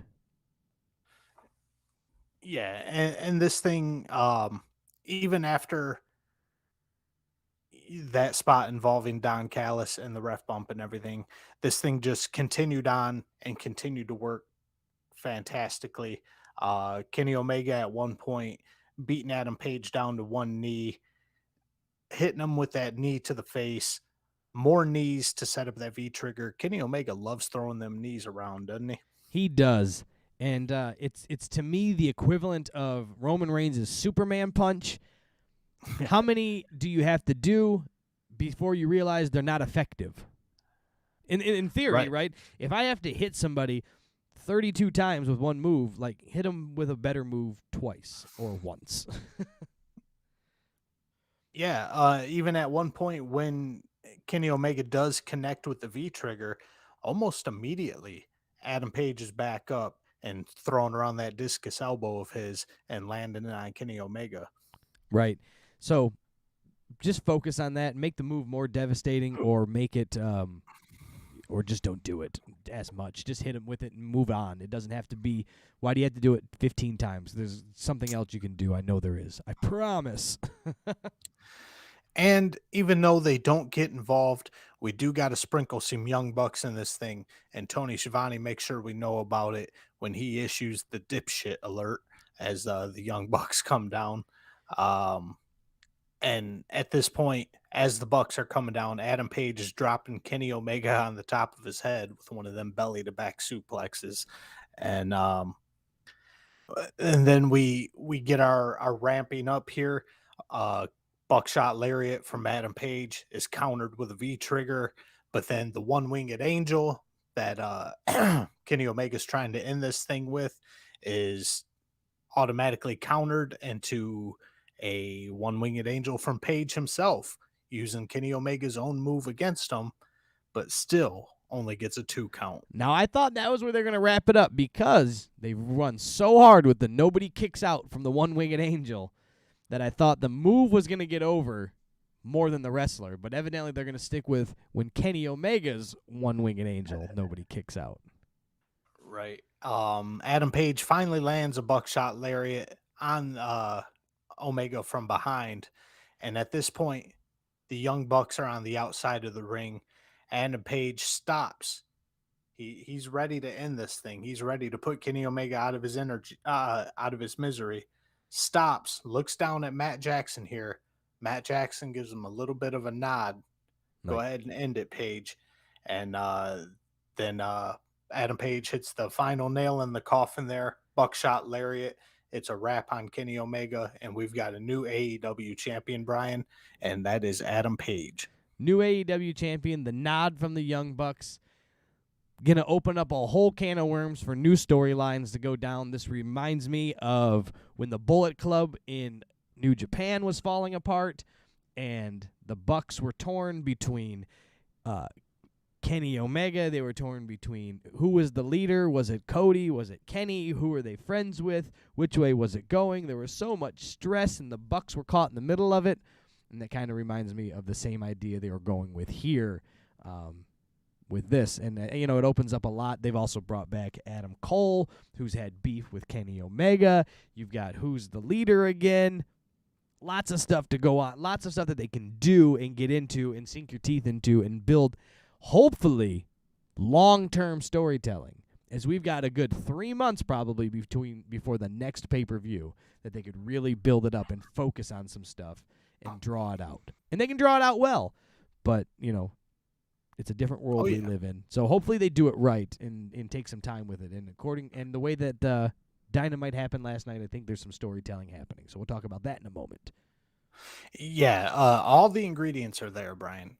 Just with these guys, with Adam Cole being added to the mix, the Young Bucks, Kenny Omega, Adam Page, those ingredients right there, we can have a nice long-lasting stew if it's done correctly. So, we'll see how it goes. And we're running a little long tonight, but we're still going to tap into Dynamite because some big things happened on Dynamite, Brian, and some quite relevant things, too. Right. We'll just tap into the meat and taters of it. We won't cover the whole show in per normal plan here, but what was the big chunk you want to walk and talk about first here? First thing that I think is very relevant, well, as hell's the opening of the show. We get some cowboy shit going on in the National Cowboy Shit Day or whatever they're calling it there in Virginia. And Hangman Adam Page comes out to celebrate his big win and talk some shit and say he's the guy. And he's interrupted by Bryan Danielson. I almost called him Daniel Bryan. Call me JR. I was caught off guard for a little bit because the very opening of the show, we do just get a little tap, a little dissension between Kenny Omega and Adam Cole backstage. Oh, right. I thought that happened afterwards. I got my timeline mixed up. Yeah, so we do get a little tension between Kenny Omega, Adam Cole, and so yeah, the Bucks already being torn between the two. Right, Kenny. But it looks like Omega's going to be taking a little break from the spotlight, and we'll see where that goes. Yeah, Kenny says he's got to go and find himself again and revive himself, so he's going to come back different, which is what happens. You know, they're taking a page out of some old school wrestling here. You lose, you go away, you go home and learn a new hold, and you come back. Adam Cole thinks he's the guy that's supposed to keep an eye on the elite, and he was talking to the Bucks, and everybody was thrown off, and you could tell the little tension, and that'll lead to a good storyline between Adam Cole and Kenny Omega. Clearly, is what they got to be setting up for. Yeah, definitely. So we're going to see what comes out of that, and it's going to be entertaining nonetheless. But definitely back to the National Cowboy Shit Day, Adam Page's celebration. He's got the entire Dork Order in the ring waiting for him, and the crowd just absolutely erupts for the new champion, Adam Page. Right, as they should. It's his hometown. Oh, yeah, that makes sense. His home state. He was like 100 miles out from his hometown and where he lived. If I would have known that, or Dynamite was following the pay-per-view, I'd have went, well, shit. Adam Page is going over, right? He's got no option. But they have him go in, and you get an interruption. Eventually, he pats himself on the back. We won. I did it. I'm the guy. I work for the people. I'm going to celebrate. And he's interrupted by the new number one contender, Bryan Danielson. Danielson comes down, congratulates Adam Page, but a little bit sprinkling some heel in there for the consummate babyface, Daniel Bryan. He is disappointed that it's not Kenny Omega that he's taking on. And Page, right on cue, throwing shade right back at Bryan Danielson here, saying he beat Omega in under 30 minutes, because I think you remember that little Broadway, 30-minute Broadway between Bryan Danielson and Kenny Omega there. Great match, but Page was actually able to beat him in that time limit. Yes, he beat him and is the champion. And then also he says that Danielson yells at him and says he doesn't fight, and that he's blah, blah, blah. And then the night after WrestleMania, he was out fighting the next night and, pulling up the other company, the evil WWE that's putting them over almost, putting him up on a pedestal, that his accolades from another company, and he was defending it the next night. He got a lot of boos, and, Bryan Danielson was not the guy tonight. Yeah, the crowd turned on him immediately at the mention of WrestleMania, and I think that's what Danielson wanted here.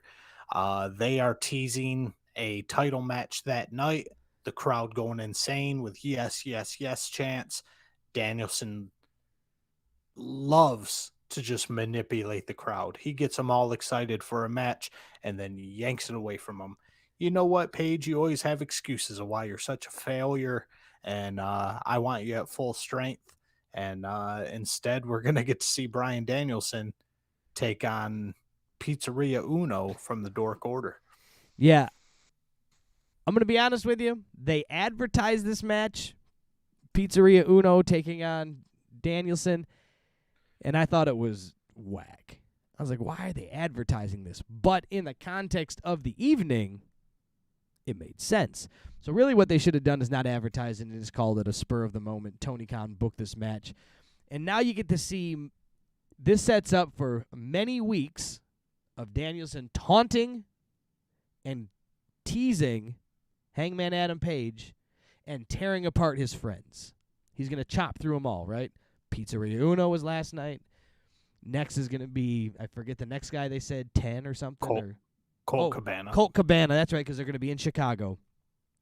And then they're going to work their way through it leading up to this pay-per-view, in a couple months or whatever it is, and that's when you're going to get this.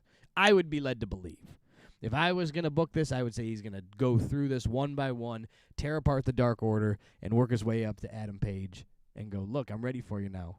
You know, you can't touch this. So it was interesting. It sets up a story. They've hooked me in. Now they just got to tell it.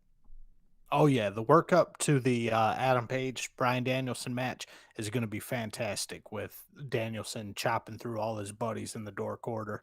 As far as this match, the majority of it was just Bryan Danielson being an asshole and toying with Pizzeria Uno, which is exactly what worked. I feel they let Uno get in a little bit too much offense in this thing, but Danielson played it right. Played it off like he was toying with Uno the entire time. Funny little tidbit. The crowd zooms in right on Bryan Danielson's face as he's screaming, I just kicked his fucking head in. Yeah. Yeah, they're really letting his real personality shine through here in AEW, aren't they? Because this wasn't the Daniel Bryan we ever had. No. This is Danielson. And yeah, it's a little different now. So it's the same but different. 2.0. Danielson ends up hitting the triangle choke on Uno. Uno's out immediately. It's a wrap. And just so what we touched on here, Danielson will be kicking Colt Cabana's head in next week in Chicago, as he tells Tony Schiavone. Just to turn the screws a little bit, too, on his heel gimmick that he was working with there against the Dark Order, is he held that triangle choke just a little bit after the bell rang, and the ref was trying to break it off of him. Not a lot, not insulting, right, but just enough to say, I'm in control of this, and I'll let go when I want. It just really puts the heat on him, and I think he's working a good angle with it. I don't think he's going to be a devilish heel. He's just an angry guy who wants a title. That's all it is. He's like a good heel. Yeah, we'll see where it goes. I'd love to see Daniel Bryan be a little more of an a-hole, just because he's such a baby face. He can be cocky. But, a nice cocky a-hole baby face is where it'll go down at. What was another big chunk of meat we tore away from this Wednesday night Dynamite? Just a little tidbit here. Eddie Kingston looks like his next feud or his next opponent's going to be against old Jerry Garcia. And cool. From CM Punk to Daniel Garcia. So I don't know if Tony Khan just has that much faith in the knee-high gray socks that Jerry Garcia wears to the ring, or if I don't know where this is going. I wouldn't book it. Yeah, but who cares? That belongs on Dark. They're going to let Eddie Kingston get some W's after his loss is what it is. That's what it looks like. We get the AEW debut of Tomohiro Ishii. And so, yeah, him and Orange Cassidy went over the Butcher and the Blade. Yeah. Good to see which one was missing? Butcher? Butcher was gone for a while. I don't know if he was out with his punk band or if he was hurt. I'm not sure which one it was, but nonetheless, he wasn't on TV for a while. Yeah, either way, he came back and Ishishi went over him. FTR and Andrade are backstage. Andrade, they need to bring his subtitles back, but we're going to get some 8-man tag. Cool. More 8-man tag. That's what we need. That's what we were missing. We get another match. This thing, Brian, they are dragging it on forever. And I am talking about the TBS Championship tournament for the women here. We're only in the quarterfinals. This thing is being dragged on way too far. But this match was Nyla Rose versus Shida. So those are two of the top girls. So we got to be nearing the end of this thing. Nyla Rose ends up going over Shida. Shida very disappointed in that. Yeah. I foresaw that coming. I see Nyla Rose going all the way. Not that it matters, but I think Nyla Rose, but you're still calling Jade. I'm still calling Cargill in this one. MJF comes down to the ring with Shawn Spears and Wardlow. MJF cutting an awesome promo as always. He knows how to pick that crowd apart. He knows how to pick apart every hometown. Nobody in this company is on his level. And then we hear and down comes CM Punk, Punk gets into the ring. MJF and Punk stare down. MJF, what'd he say? One word He before goes, the crowd's. yeah, I think all he said was, "Hi, I'm Maxwell." Even before that, I don't know what he said, but the crowd started chanting, "Shut the fuck up." I don't even think he said anything. I think he just moved the microphone. I literally don't think anything was said, and if it was like a grunt. But it was like, and then he just said, and that's when he put his hand up, and he goes, "Hi, I'm Maxwell." And then Punk looked at him, looked at his hand, looked at him, turned around and walked out.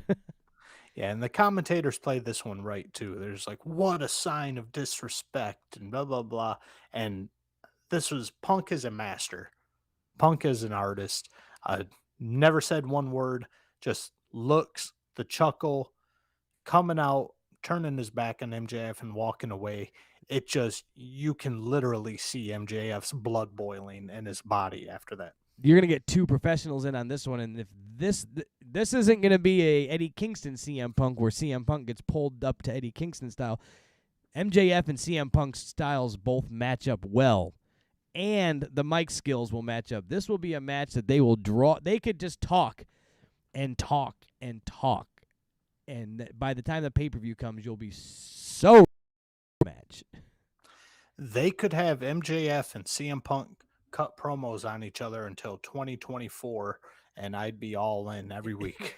All in, ready to watch him fight in 2025. I mean, God bless. I'd watch it till the end of the earth. And looks like Darby Allin is on the same train as Eddie Kingston here. He took an L at the pay-per-view. He needs some dubs. He's going to be taking on Billy Gunn on Rampage, so that's cool. That's good. Yeah, that's awesome. Lio Rush and Dante Martin. Again, these two.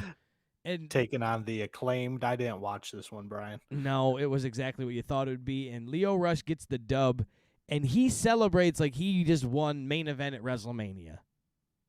He's just happy to be on TV. I guess. Ooh, I don't know. I'm over that guy. I'm over this thing as him as a tag team. I thought he was supposed to be just a manager. Now he's wrestling. Are they a tag? I don't. It's again AEW. They just say, "Go ahead and do what you want to do." And just I can't get enough of Dante Martin. Just deer on ice, deer in the headlights. Deer in the headlights on ice. Like he is surprised that he's a professional wrestler. Like he's like he is so awkward physically, awkward mentally. He just comes out and he's just like surprised. He's like, "Oh, I'm on TV. I got to wrestle."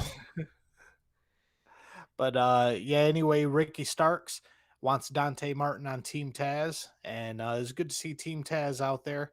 And they said they waited long enough for Willie Hobbs, and they're willing to put in the time to also wait on Dante Martin. So it'll be interesting. If I was Dante Martin, I'd be Team Taz all the way. I'd leave that Lio Rush bastard in the dust. Yeah, really. Somebody like that wants you. That's a good reason to hit the bricks and head on up to Team Taz. Grab yourself a Team Taz shirt. And tell Lio Rush to hit Rush Hour. And we get our main event of the night. This one we'll talk about for a little bit. We've got the TNT Championship on the line.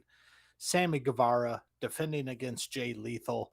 And this falls into the same category we talked about earlier, Brian. The Japanese start to the match of just mat wrestle, reverse, submission, pause, accept the praise get from the crowd. Yeah, get the praise from the crowd.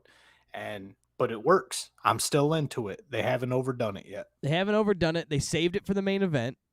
They saved it for two guys that have similar styles, or at least complementing styles, and it made sense. It fit. It wasn't just forced in. It wasn't like a big powerhouse. It wasn't Hobbs and and Jay Lethal or something, right? Where it's a big powerhouse and a technical wrestler, and that would have made sense. You're not going to see that. So these guys fit the profile to do that. It made sense, and they moved on past it, and I enjoyed it. Yeah, very much so. And these two can work out of any situation. Jay Lethal, I don't think I've seen this happen very much, at least. Jay Lethal putting a figure 4 on Sammy Guevara. Sammy Guevara finagles that into a pin attempt, and just the way they move, it's so technical, so smooth. Um, it is very surprising for me because I don't know if these two have ever met on any other plane, but they seem to have fantastic chemistry together. Yeah, I would guess somewhere through the indie scenes they did, and it was a legendary matches, as Excalibur would inform us that it happened, in Pro Wrestling Guerrilla in a bingo hall in Rancho Cucamonga, California, 15 years ago. But it doesn't really matter because they did a great job tonight, and they told a good story, and they told one that is willing to keep going. There's times where matches are done and they wrap, and you go, well, that was a good time. We saw them wrestle, and now we saw a good match, and we shall see another one by two other men later. This is one where you go, shit, put them in for it again. Let's see it, part 2. Let's work it up to a pay-per-view. Let's get it in a cage or something, right? They could do anything with this. Yeah, I would definitely love to see part 2 of this. Everything just made sense. Lethal at one point teasing a dive. Sammy, very quick on the counter, pops in, hits him with a knee strike. Before Lethal can even finish counting the stars surrounding his head, Sammy's already bounced off the ropes and hits a dive, and that was another one. Dive that made sense. I don't think we saw any, not very many dives, if we saw any, throughout the night before. And but yeah, Lethal wasn't just sitting there waiting on Sammy to hit that dive. Sammy has his ribs taped. We all know what taped ribs mean. And he is selling the shit out of those ribs the entire night. The only thing is as hard as he was selling those ribs, the bumps he was taking on those injured ribs, Sammy would have been in the hospital with punctured lung. Punctured lung, yeah. He was landing flat on his belly. He was taking table spots. He was, if those ribs were injured, he was injuring him himself. Right? Right. He was doing moves that would hurt him himself. Yeah, obviously, it's just to give you that gimmick on that. These guys, we're talking professionals. Jay Lethal's no entry-level schlub. He didn't just show up to pro wrestling, didn't just show up to Dynamite and go, hey, I got a look, and threw him in the ring. This is a guy that's been around for 20 years. 20-year professional, something like that, 19 years, something they said. Sammy's been around for a while. He's been in and learned a lot, and he's a professional wrestler and proven himself to me. So you put these guys in, they did their job. They did their job, and hopefully, Jay Lethal's here to stay. Yeah, Jay Lethal's no war horse coming in for a one-time gig here. But we get to see Sammy swanton off the top rope to the outside right through a table. Sammy keeps teasing that GTH. What's GTH stand for? I'm going to be honest with you. I don't know, but I will guess go to hell. That's what I was guessing too. But he kept teasing that throughout the match. But those ribs are so injured. And Jay Lethal's a beefy boy compared to Skinny Sam here. But beefy boy and Skinny Sam. Skinny Sam goes back to the well, throwing those knees around, and finally hits the GTH for the win. Inner Circle comes out to celebrate with old Sammy. It's good to see Sammy come out to his own music. I know it wouldn't make sense to come out to Fozzy, but every time we see Sammy, he's with the Inner Circle. I was glad to see him by himself, Brian. Right. I was glad to see no interference.